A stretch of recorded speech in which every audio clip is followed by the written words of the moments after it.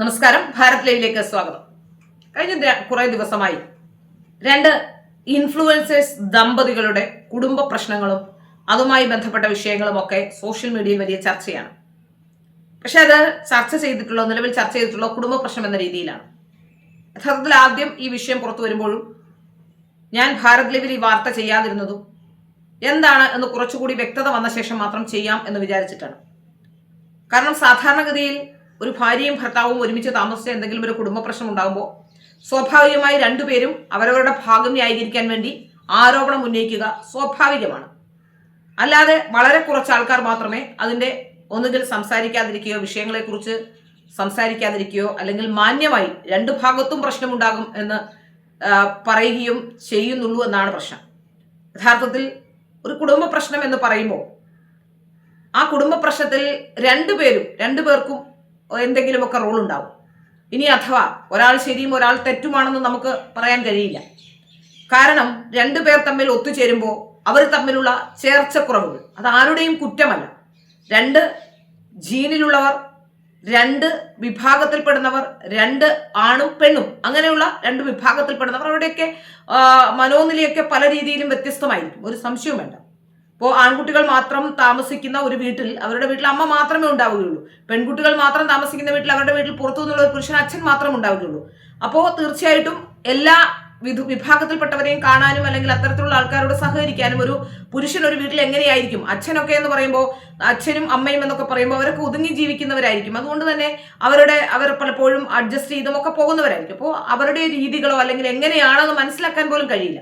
അതുകൊണ്ട് തന്നെ സാധാരണഗതിയിൽ ഈ കുടുംബ പ്രശ്നം വന്നാൽ ഞാൻ കുടുംബ പ്രശ്നങ്ങൾ ഒരു അഭിപ്രായം പറയുകയോ കുടുംബ പ്രശ്നങ്ങളുമായി ബന്ധപ്പെട്ട വിഷയത്തിൽ ഒരു തരത്തിലുള്ള വാർത്തകൾ ചെയ്യുകയോ ചെയ്യില്ല. കാരണം കുടുംബ പ്രശ്നം ചെയ്യുക എന്നുള്ളത് സമൂഹത്തിന് നേരെയുള്ള ഒരു കണ്ണാടി, സമൂഹത്തിൽ പ്രശ്നങ്ങൾ ഉണ്ടാകുമ്പോൾ അത് തുറന്നു കാണിക്കുന്ന ഒരു മാധ്യമം എന്ന രീതിയിൽ മാത്രമാണ് ഭാരത് ലൈവ് ഇന്ന് വരെ പ്രവർത്തിച്ചിട്ടുള്ളത്. അല്ലാതെ ഏതെങ്കിലും തരത്തിലുള്ള അവിഹിത കഥകളോ അത്തരത്തിലുള്ള കഥകളോ ഒന്നും പറഞ്ഞിട്ടില്ല. ഒന്നോ രണ്ടോ ഹണി ട്രാപ്പ് വിഷയങ്ങൾ, ഒരു വിവാഹ തട്ടിപ്പുകാരുടെ വിഷയങ്ങൾ, ഇങ്ങനെയൊക്കെയാണ് നമ്മൾ പറഞ്ഞിട്ടുള്ളത്. അതും ഹണി ട്രാപ്പ് വിഷയം പോലും നമ്മൾ പുറത്തേക്ക് വരാനുള്ള സാഹചര്യം അത് പോലീസുകാരെ ഹണി ട്രാപ്പ് ചെയ്യുന്നു എന്നൊരു ആരോപണം ഉയർന്നത് കൊണ്ട് മാത്രമാണ്. കാരണം ലോ ആൻഡ് ഓർഡറിനെ ഇല്ലാതാക്കുന്നു, അല്ലെങ്കിൽ ഇല്ലാതാക്കാൻ ശ്രമിക്കുന്നു, ഒരു ഭരണകൂടത്തെ തന്നെ, ഒരു രാജ്യത്തെ തന്നെ, ഒരു സമൂഹത്തെ തന്നെ അട്ടിമറിക്കാൻ കഴിയുമെന്നുള്ളത് കൊണ്ടാണ്. അപ്പോൾ അങ്ങനത്തെ വിഷയങ്ങൾ മാത്രമാണ് നമ്മൾ സാധാരണഗതിയിൽ വാർത്തകളെ എടുക്കാറുള്ളത്.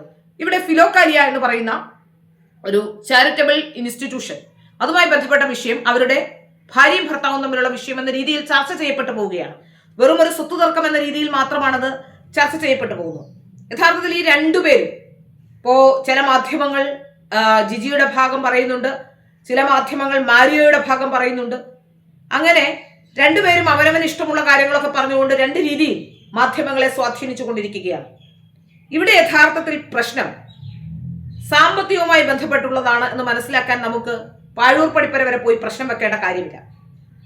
ജിജിക്കും മാരിയോയ്ക്കും നാട്ടിലുള്ള ആൾക്കാരെ മുഴുവൻ, ആൾക്കാർക്ക് മുഴുവൻ അവരെ മുഴുവൻ ഇൻഫ്ലുവൻസ് ചെയ്ത്, ഇൻഫ്ലുവൻസർ എന്ന പദം ഉപയോഗിക്കുന്നുണ്ട്, ഇൻഫ്ലുവൻസ് ചെയ്ത് കുറേയധികം പണം ഇരുവരും ഉണ്ടാക്കി.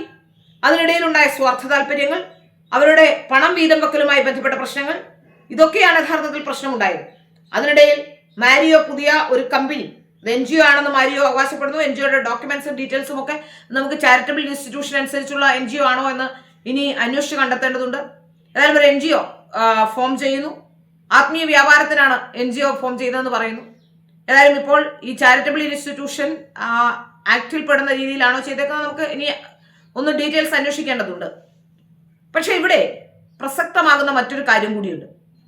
ജിജിയും മാരിയോയും ഫോറിൻ ഫണ്ട് സ്വീകരിക്കാൻ പറ്റാത്തത് കൊണ്ട് ജിജിയുടെ അക്കൗണ്ടിലും എൻ്റെ അക്കൗണ്ടിലും ഒക്കെ പണം സ്വീകരിച്ചിട്ടുണ്ട്, അല്ലെങ്കിൽ മറ്റുള്ളവരുടെ അക്കൗണ്ട് ത്രൂ താങ്കൾക്ക് പണം ലഭ്യമായിട്ടുണ്ട് എന്ന് രണ്ടുപേരും പറയുന്നുണ്ട്. മാരിയോ പറയുന്നത് നമ്മൾ കേട്ടു. ജിജി ആ വിഷയത്തിൽ സംസാരിച്ചിട്ടില്ല, പക്ഷേ രണ്ടുപേരുടെയും അക്കൗണ്ടിലേക്ക് വന്നിട്ടുണ്ട് എന്ന് വ്യക്തമായ സൂചനകളുണ്ട്. യഥാർത്ഥത്തിൽ ഈ വിഷയത്തിൽ വളരെ കൃത്യമായി രണ്ടുപേരുടെയും നീക്കങ്ങൾ അന്വേഷിക്കേണ്ടതുണ്ട്.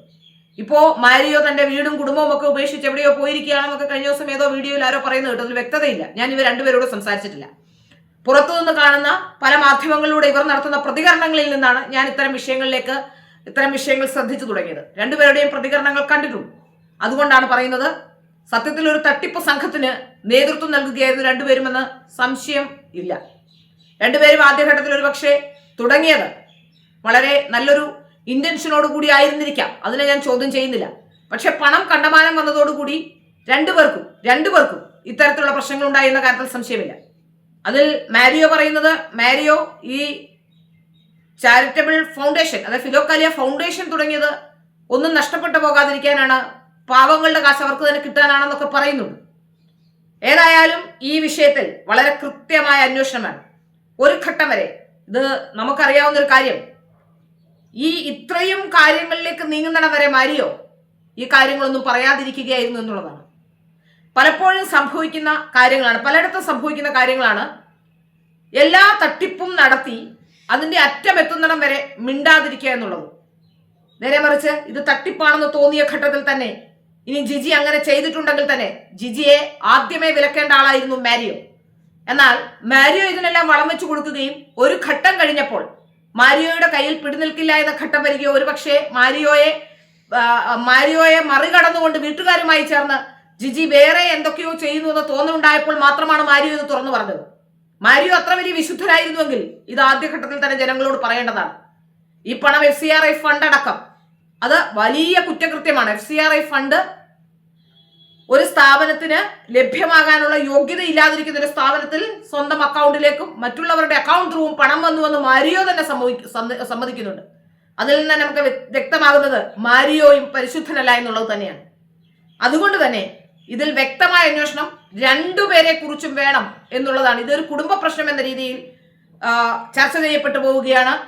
ഇതൊരു സാധാരണഗതിയിൽ കുറച്ച് സ്ത്രീ ആയതുകൊണ്ട് തന്നെ അവർ പറഞ്ഞ വിഷയങ്ങളെ എടുത്തു വെച്ച് ട്രോൾ ചെയ്തുകൊണ്ട് ഈ വിഷയം അവസാനിപ്പിക്കുകയാണ്. ഇതിന്റെ പിന്നിലുള്ള ഗൗരവകരമായ കാര്യത്തെക്കുറിച്ച്, അല്ലെങ്കിൽ എന്തായിരുന്നു ഇവരുടെ ഉദ്ദേശം, എവിടെ നിന്നാണ് ഇവർക്ക് ഇത്രയധികം പണം വന്നത്, എന്ത് പണമാണ് ഇവർക്ക് വന്നത്, ഇതടക്കമുള്ള കാര്യങ്ങൾ അന്വേഷണ വിധേയമാക്കേണ്ടതുണ്ട്. യഥാർത്ഥത്തിൽ ED അടക്കമുള്ളവ അന്വേഷിക്കേണ്ടതുണ്ട്. ഈ പണം ഫോറിൻ ഫണ്ട് വരാൻ യോഗ്യതയില്ലാത്ത NGOയ്ക്ക് ഫോറിൻ ഫണ്ടുകൾ വന്നതടക്കമുള്ള കാര്യങ്ങൾ, അത്തരത്തിലുള്ള കാര്യങ്ങൾ അന്വേഷിക്കേണ്ടതുണ്ട്. അതുകൊണ്ട് തന്നെ മാരിയോയെ വിശുദ്ധനാക്കാനോ ജിജിയെ കുറ്റക്കാരിയാക്കാനോ അല്ല ഈ വീഡിയോ. രണ്ടുപേരെ കുറിച്ചും അന്വേഷണം നടത്തി പാവങ്ങളായ ജനങ്ങളുടെ, അല്ലെങ്കിൽ അവർക്ക് നൽകാനുള്ള പണം കൈയിട്ട് വാരിയ, ചാരിറ്റി ചെയ്യാൻ ആഗ്രഹിക്കുന്ന മനുഷ്യർ അവരുടെ ഫണ്ടിൽ നിന്ന് നൽകിയ പണം കൈയിട്ട് വാരിയിട്ടുണ്ടോ, അതോ വേറെ ഏതെങ്കിലും തരത്തിൽ ഇവർക്ക് പണം ലഭ്യമായിട്ടുണ്ടോ, ഇവർക്ക് വന്ന ഫോറിൻ ഫണ്ടിന്റെ ഉറവിടം എവിടെ നിന്നാണ്, അത് അനധികൃതമായ ഏതെങ്കിലും തരത്തിലാണോ, അങ്ങനെയുള്ള കാര്യങ്ങൾ അന്വേഷിക്കേണ്ടതുണ്ട്.